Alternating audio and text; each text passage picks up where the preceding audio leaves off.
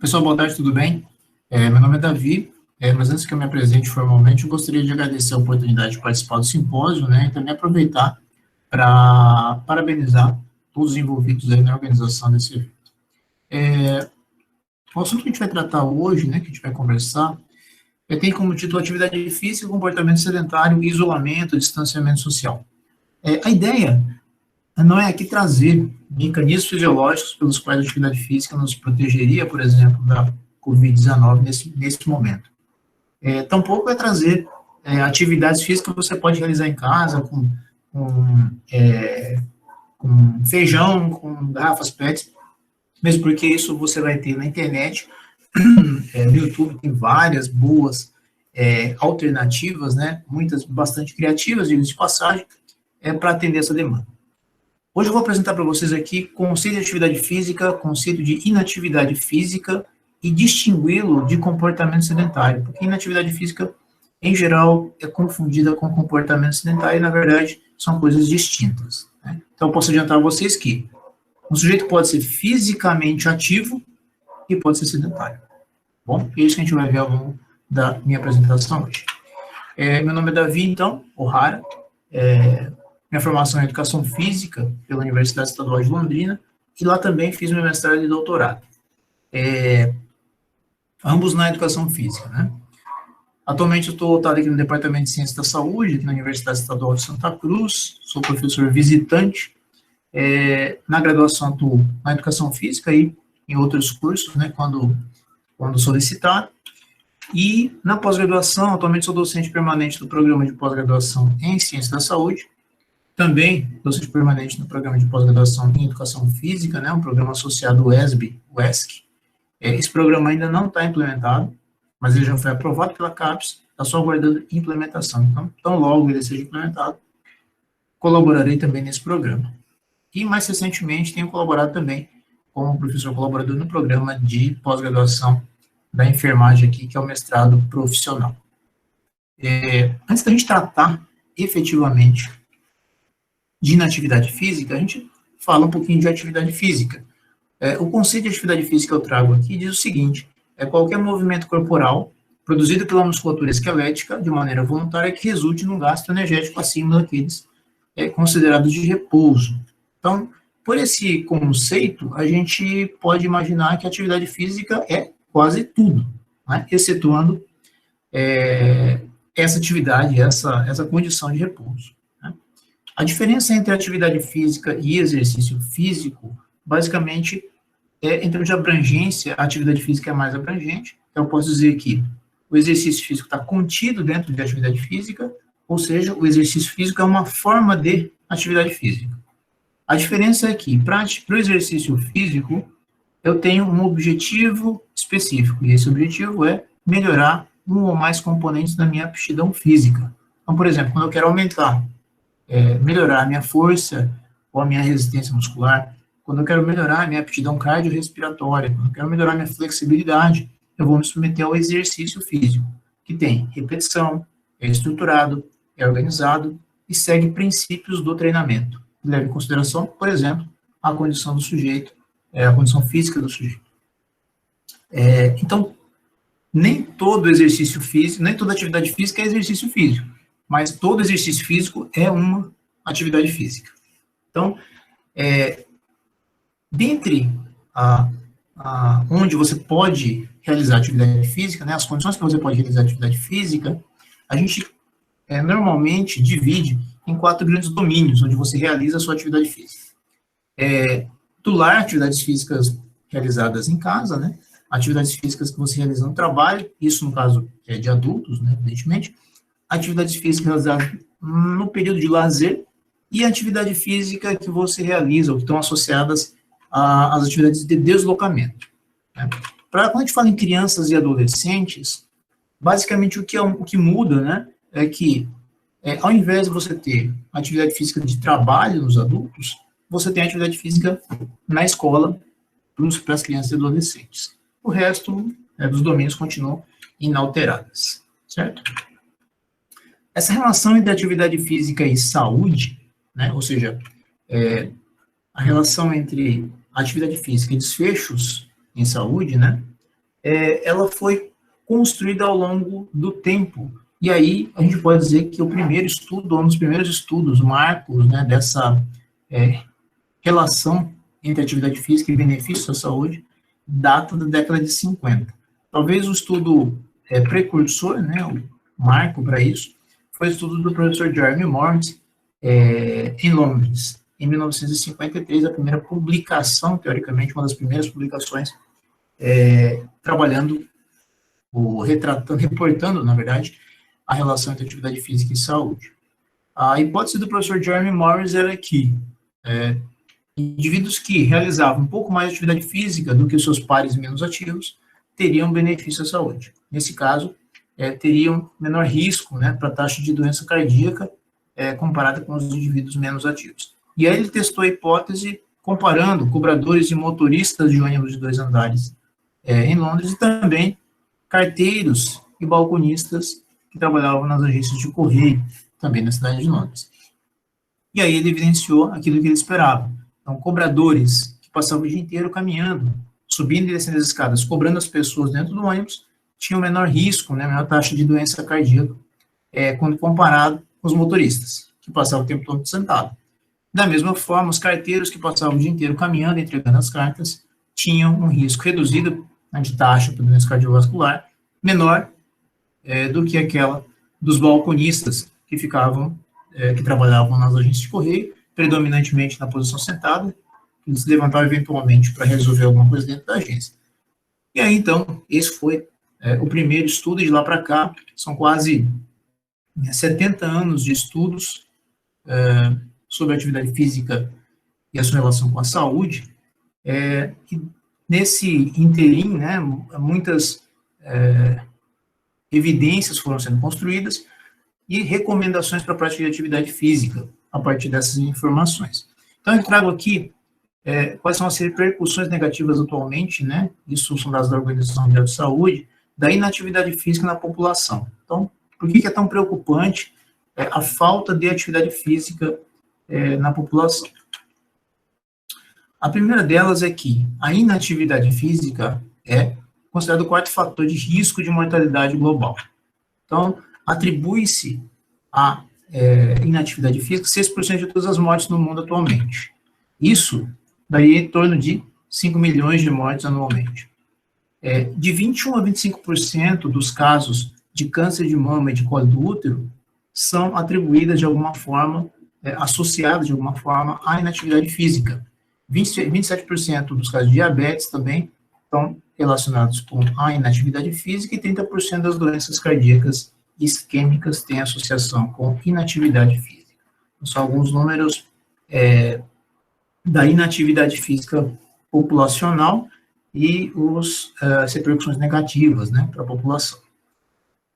Isso daqui é uma versão, a capa, na verdade, da versão síntese do Plano de Ação Global para a Atividade Física 2018-2030 da Organização Mundial de Saúde.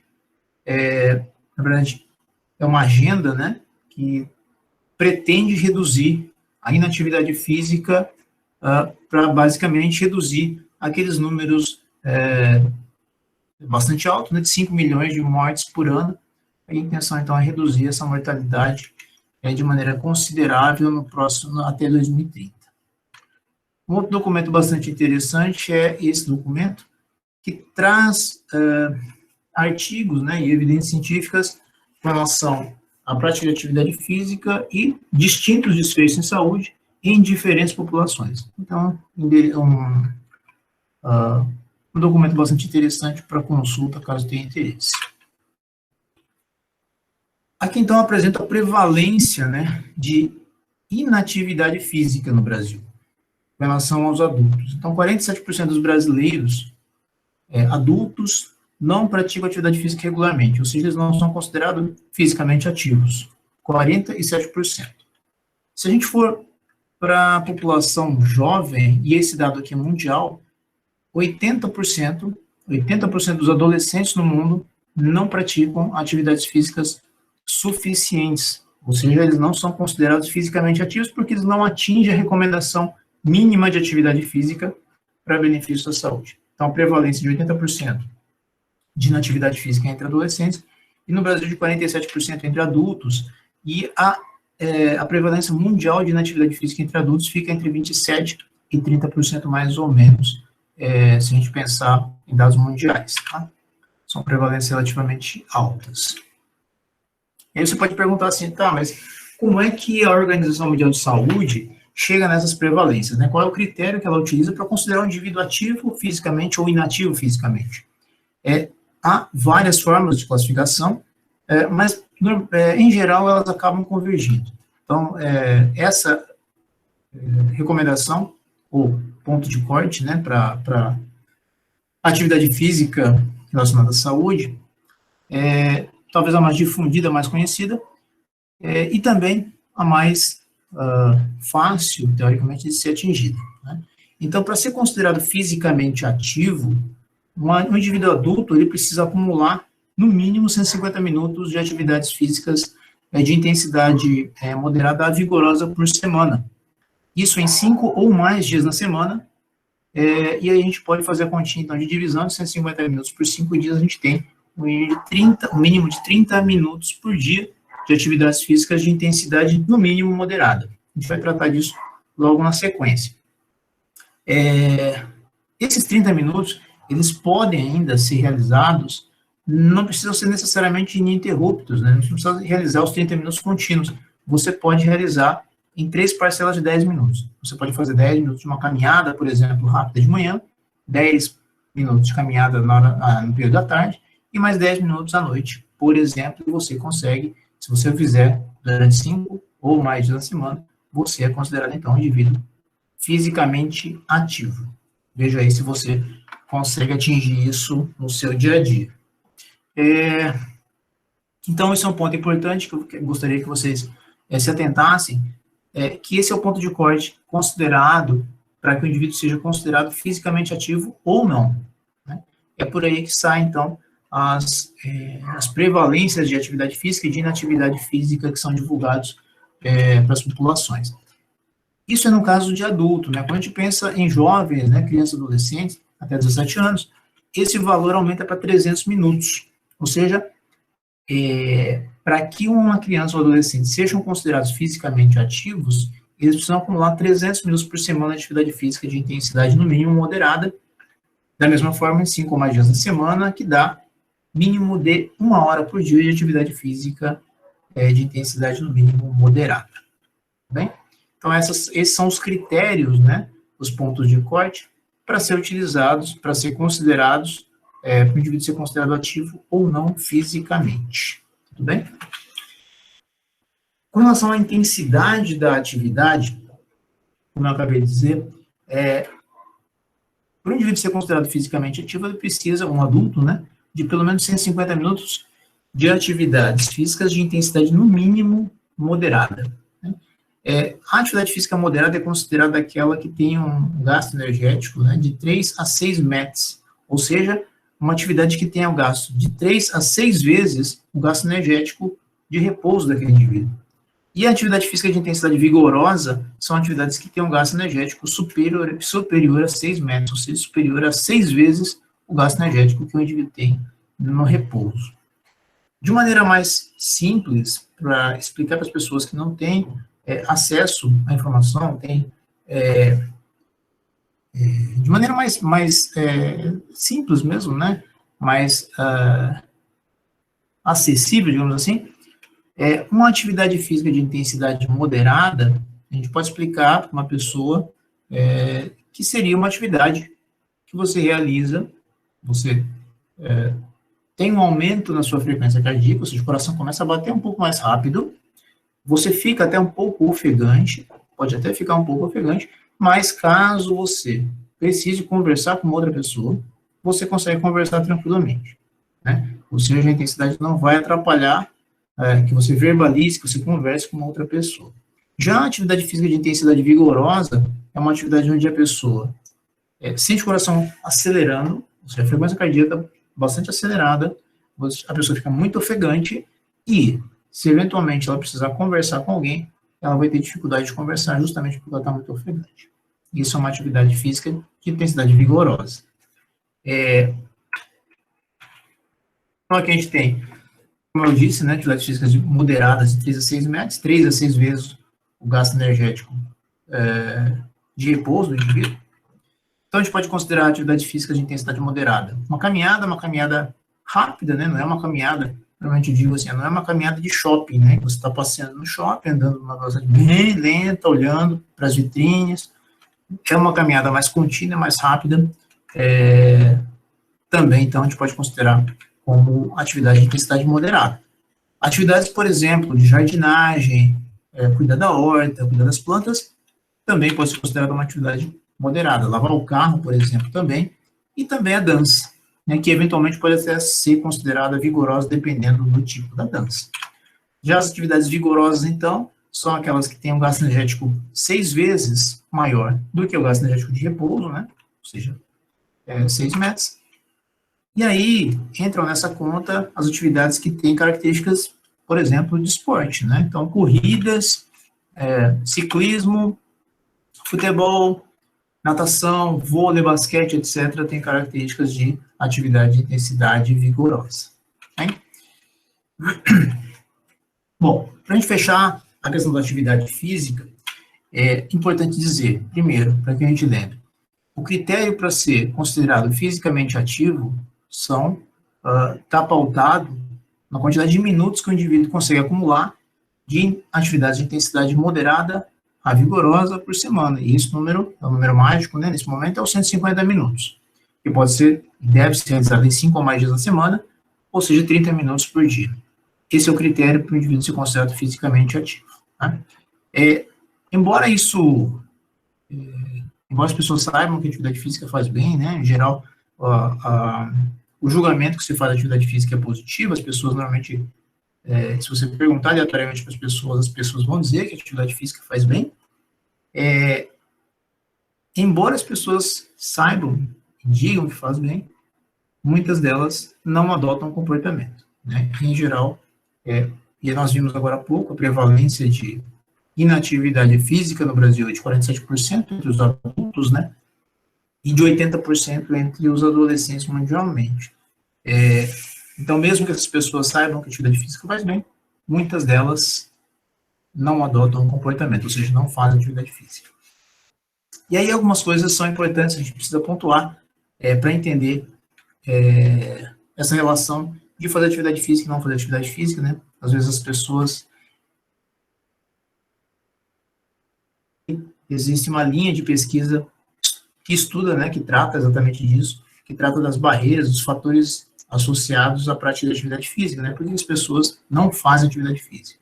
Bom, aqui talvez tenha uma das coisas que parece, né, muito óbvia, que mas é importante falar.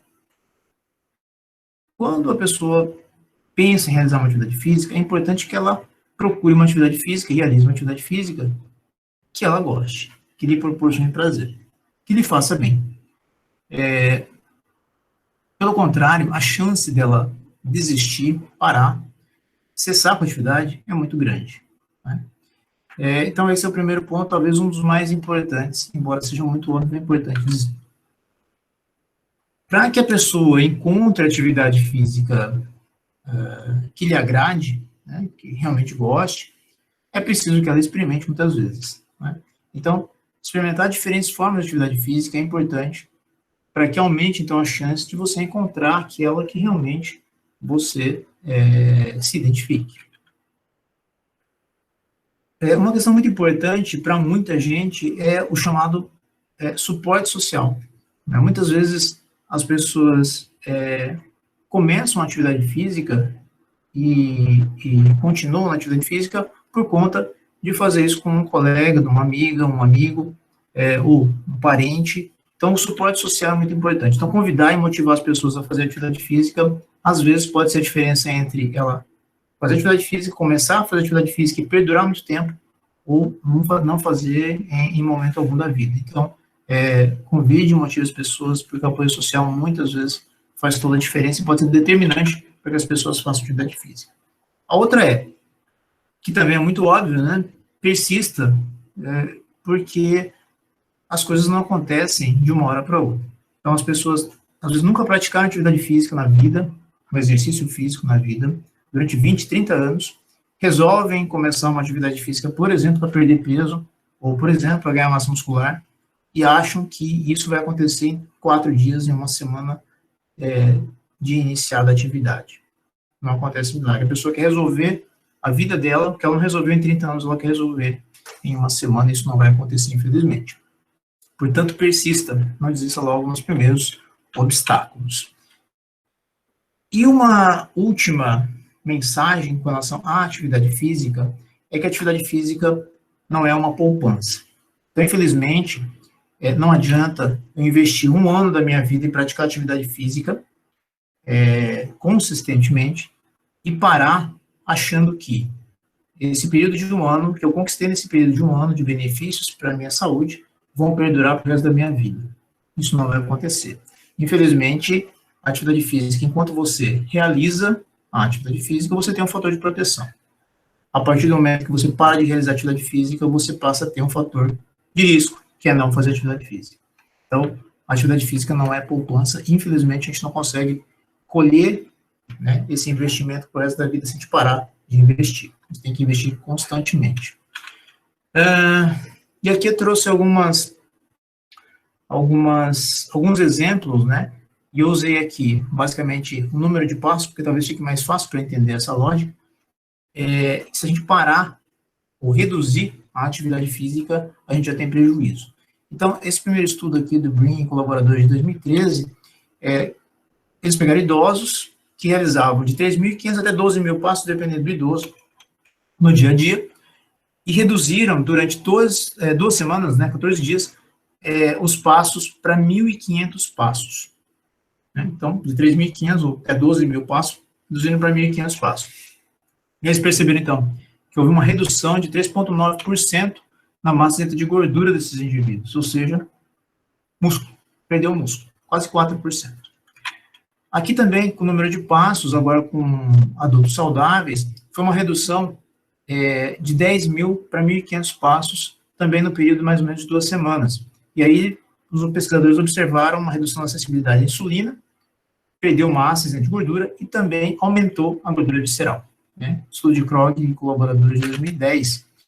E aqui mais 2 estudos de 2012, de Nunes e Micos, né, que eles fizeram também com adultos saudáveis, mas aí com um período mais curto, na verdade foram 3, 4 dias de redução do número de passos, que passou de 10.000, 12.000 passos para 1.000 passos, nesses 3, 4 dias. E reduziu, então, a sensibilidade à insulina e piorou a condição do controle glicêmico nesses adultos, aí que também eram adultos saudáveis. Então, só para a gente ter uma ideia de que, de fato, a atividade física não funciona como uma poupança, né, um investimento que você faz agora e para e continua colhendo, mesmo que não invista mais. Bom, já falamos então da atividade física, passamos agora então a falar do comportamento sedentário. Né? Então é importante, só para fechar, a atividade física ou inatividade física. Inatividade física são aqueles indivíduos que não atingem a recomendação, ou inativos fisicamente, né? São aqueles que não atingem a recomendação, por exemplo, da Organização Mundial de Saúde, dos 150 minutos de prática de atividade física de intensidade moderada e vigorosa por semana. Esses são os considerados fisicamente inativos.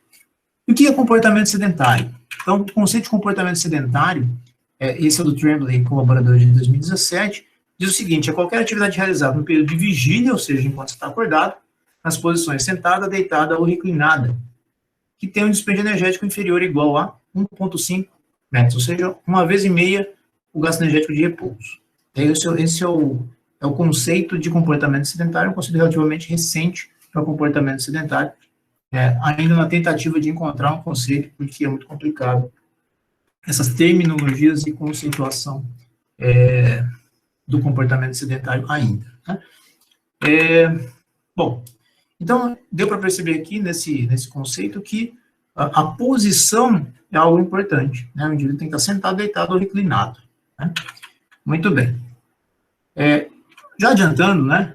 Uma pessoa sedentária é uma pessoa que passa muito tempo, então, na posição sentada, deitada ou reclinada. E não é aquele indivíduo que não consegue atingir a recomendação para a prática de atividade física, que é o inativo fisicamente. Certo? Então, por isso, já adiantando, a pessoa pode ser inativa fisicamente ou ativa fisicamente e passar muito tempo sentado, né? Isso aqui é uma foto, né, da década de 30, salvo engano, de uma plantação de café. E assim que colhiam café, que trabalhavam na plantação de café, né? Que eu contei mais ou menos umas 50, 60 pessoas trabalhando nesse pedaço pequeno, relativamente pequeno do cafezal. Hoje, a colheita de café, ela é realizada mecanicamente, né? Então, até você encontra pessoas trabalhando, né? Então, aqui você tem aí 5 pessoas trabalhando em cada máquina, mas essas pessoas estão trabalhando sentadas, né? Então, a mecanização aí fazendo bastante a sua parte e levando, né, conduzindo as pessoas a ficarem na posição sentada. Não estou dizendo que, nesse caso, é uma situação ruim, né, teoricamente, mas é um fato que a gente está comprovando. Dentro das nossas casas também a condição mudou bastante, né? Então, aqui a gente tem, antigamente a TV não tinha controle remoto, evidentemente, as pessoas então tinham que se levantar e ir até a TV para daí trocar o canal no chamado, que até nome, né, o seletor de canais. Eu, infelizmente, tive a necessidade, né, em algum momento da minha vida, de trocar o canal da TV nesse seletor de canais. Então, já dizendo que eu não sou uma pessoa tão nova assim, né. Hoje em dia, além da troca de canal ser por controle remoto, a gente também pode ligar aparelho de som, a gente também pode, com algum investimento, né, em equipamento e de equipamentos, na verdade, a gente pode ter uma casa inteligente e trocar muita coisa, mexer muita coisa, sem se levantar, né? A tal da internet das coisas, né, inteligência artificial, essas tecnologias estão aí para nos permitir ficar cada vez mais sentados, caso a gente queira e possa. Outra palavra bastante comum e que nos convida a ficar sentado também é a tal do delivery, né? Eu sempre brinco que se você tiver um cartão de crédito, né, com crédito de preferência, internet, telefone, enfim, você consegue, e tiver ainda em grandes centros urbanos, principalmente, você consegue pedir de tudo sem sair da sua casa. Nesse momento agora de pandemia, então, os deliveries que estão dominando, né, todo o comércio de vendas de produtos e serviços nesse momento.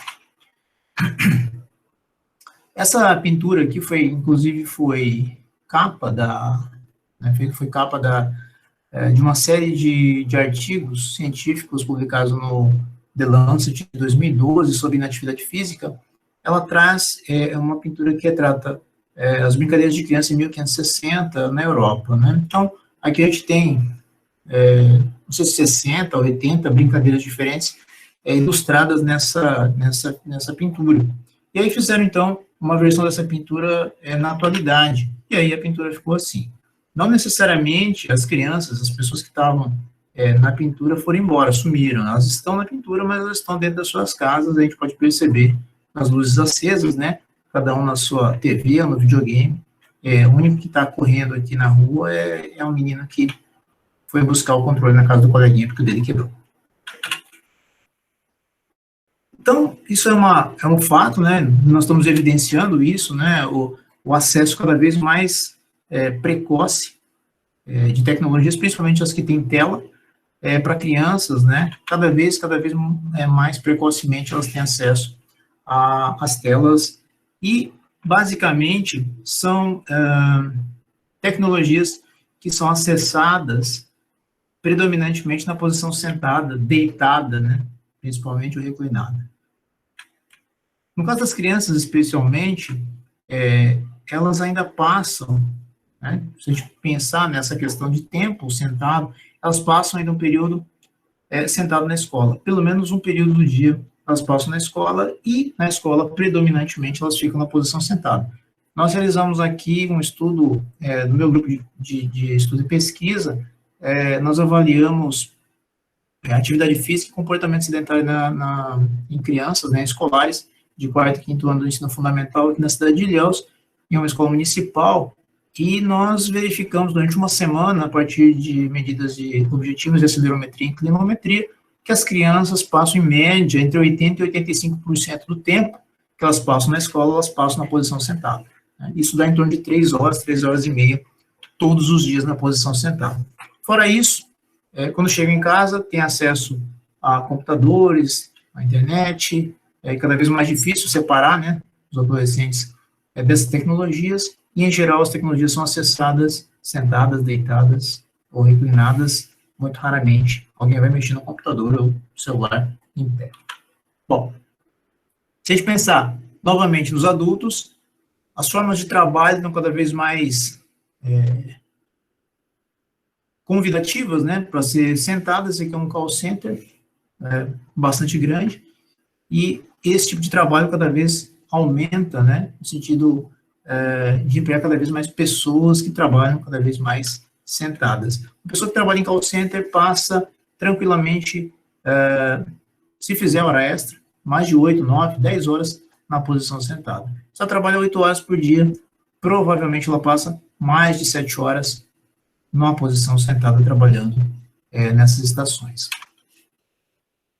Bom, embora a produção científica, né, com relação à relação entre atividade física e saúde seja bastante consistente, já há quase 70 anos de estudos, né, relacionando atividade física e saúde, começou-se então a questionar a questão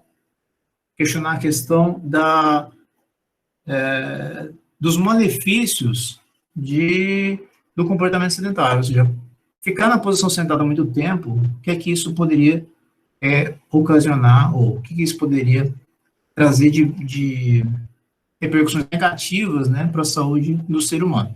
E aí, então, começaram a surgir, inclusive, termos como fisiologia do comportamento sedentário, ou seja, o que acontece fisiologicamente conosco se passarmos muito tempo na posição sentada. Aqui um outro estudo, né, também tratando, né, das implicações para a saúde do estilo sedentário, né, ou seja, passar muito tempo na posição sentada. E aí uma enxurrada de outros estudos que tratam, né, dessa situação. E, de maneira geral, são estudos relativamente recentes, aí, 10, 15 anos atrás, que começou a estudar o comportamento sedentário como ele é hoje entendido. Aqui uma busca rápida no PubMed, né, na base de dados PubMed, atividade física e comportamento sedentário. Embora o comportamento sedentário tenha entrado só no passado como descritor na base de dados do PubMed, eu fiz uma busca rápida para identificar ali o número de artigos por ano, né, desde 1900, na década de 90. E aqui a gente tem uma diferença bastante grande com relação ao número de artigos, né, o azulzinho aí, vocês podem ver a barra azul, são os estudos relacionados com a atividade física, e aqueles em laranja, né, são aqueles, a quantidade de estudos, a frequência de estudos por ano, tratando de comportamento sedentário. Bom, esses estudos, né, dos 10, 15 anos para cá, vem investigando a influência negativa do comportamento sedentário para a saúde e tem encontrado que passar muito tempo sentado, e aí eu gostaria de abrir aqui um parênteses, não há ainda uma recomendação para comportamento sedentário. Não há uma recomendação no sentido de, olha, não passe mais de 5 horas sentado, não passe mais de 4 horas sentado, porque a partir de 4 horas isso é prejudicial à saúde. Não existe ainda um ponto de corte para isso, né? Mas os estudos têm indicado que existe uma associação negativa entre comportamento sedentário, tempo em comportamento sedentário e diversos desfechos em saúde. Então, aparentemente, permanecer muito tempo sentado aumenta o risco de morte por doenças cardiovasculares, aumenta a incidência e morte por câncer, aumenta a incidência de diabetes tipo 2, aumenta chance de depressão e piora na ansiedade, também influencia, por exemplo, nas faltas no trabalho e também na produtividade, né, quando a questão é trabalho.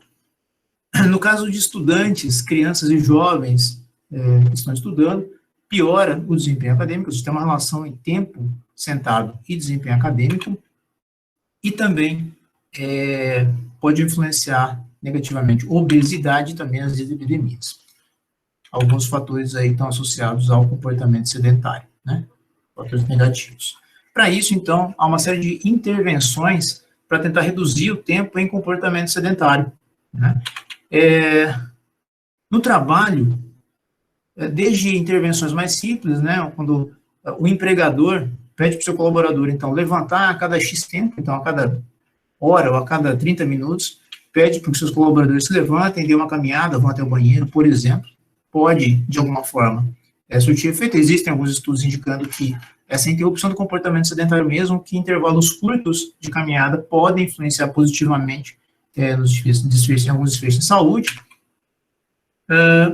Outra intervenção também adotada é substituir o tempo em comportamento sedentário por uma atividade física, mesmo que seja leve, né? A substituição do tempo em comportamento sedentário por atividade física. Uma outra forma é reduzir o tempo em comportamento sedentário utilizando mesas de ajuste de altura, por exemplo, onde o indivíduo pode trabalhar sentado ou em pé e fazer essas transições à medida que ele se sentir à vontade, dessa forma reduzindo o tempo em comportamento sedentário também. Outras formas menos convencionais, né, seria, por exemplo,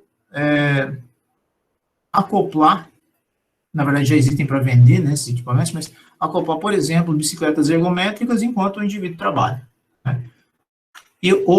Outra opção seria as treadmill desks, né, que já são vendidas nos Estados Unidos, por exemplo, em outros lugares do mundo, para que o indivíduo faça uma caminhada, né, na esteira e continue trabalhando, por exemplo.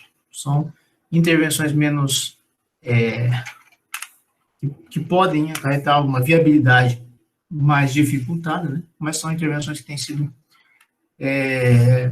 realizadas com relação a essa relação entre redução de comportamento sedentário e benefício à saúde.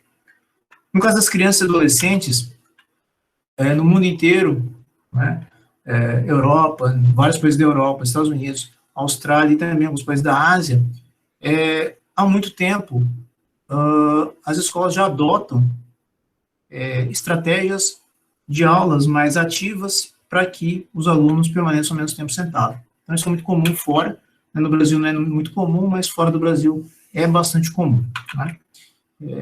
Até mesmo com substituição com atividades físicas dentro da sala de aula. Então, gostaria de chamar a atenção aqui de vocês, já pensando, juntando as informações de atividade física e de comportamento sedentário e pensando nas 24 horas do dia. Então, das 24 horas do dia, se nós considerarmos 8 horas de sono, por exemplo, considerarmos também 30 minutos de atividade física de intensidade moderada vigorosa, ou seja, eu consigo, então, nesse caso, atingir a recomendação para a prática de atividade física, né, se eu fizer todos os dias 30 minutos de atividade física de intensidade moderada vigorosa, me sobra no dia mais 15,5 horas de vigília, ou seja, acordado. Esse período é um período que eu posso, por exemplo, passar o tempo todo sentado se eu quiser e puder. Então, a oportunidade para se permanecer, para estar em comportamento sedentário é muito grande, e as pessoas realmente, atualmente, passam muito tempo na posição sentada. E aí, para a gente ter uma visão um pouco mais ampliada do que significa os 30 minutos de atividade física de intensidade moderada e vigorosa, é essa pequena fatiazinha da pizza de um dia de 24 horas. Então, ela representa muito pouco do dia, e a gente tem um período muito grande, de 15,5 horas, para nos mantermos sentados, deitados ou reclinados, se nós quisermos e pudermos. Então, aqui no final, a gente já tem aquela pergunta que na verdade, aquela questão que eu já tinha colocado logo no início, né, dizendo que o indivíduo podia ser fisicamente ativo e podia ser sedentário. Pode isso? Então pode, né? Na verdade pode. E a gente tem 4 possibilidades de combinações entre ser ativo fisicamente e inativo fisicamente, e ser sedentário e não sedentário, considerando que sedentário é o indivíduo que passa muito tempo na posição sentada.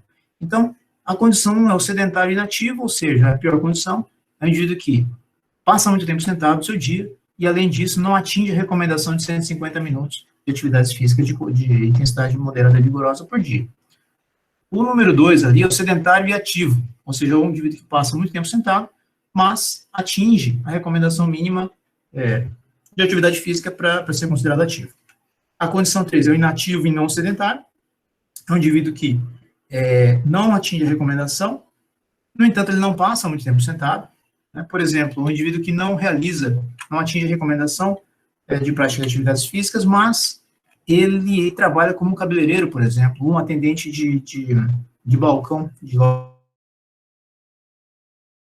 ele passa muito tempo em pé, mas ele não atinge a recomendação para prática de atividades físicas, né?